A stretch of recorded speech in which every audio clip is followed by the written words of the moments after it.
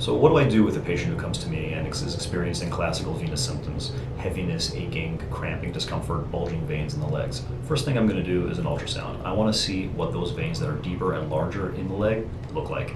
If I can see that those veins are not working properly, then I can come up with a treatment plan. First thing I do for every patient is I put them into compression stockings. Those compression stockings are going to help to alleviate the discomfort, and the patient will be able to go about their life and be more comfortable.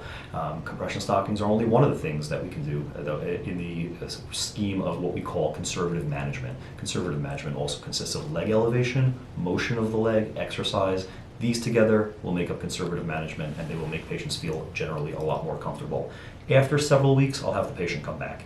If they are comfortable with conservative management, we just continue that indefinitely. If it makes them happy, if they're feeling good, that's where we want to go. If they are uncomfortable, or if they don't like the way the compression stockings feel, they can't anticipate wearing them endlessly, then we shift gears into doing a procedure to help close those veins. The primary procedure that I perform in my practice is a procedure called endovenous laser therapy. Scary sounding term, but basically all it means is that we insert a very thin laser fiber into the vein that's malfunctioning, and we use the heat from the laser to close the vein top to bottom. This is all done in the office. It's a very minimally invasive procedure.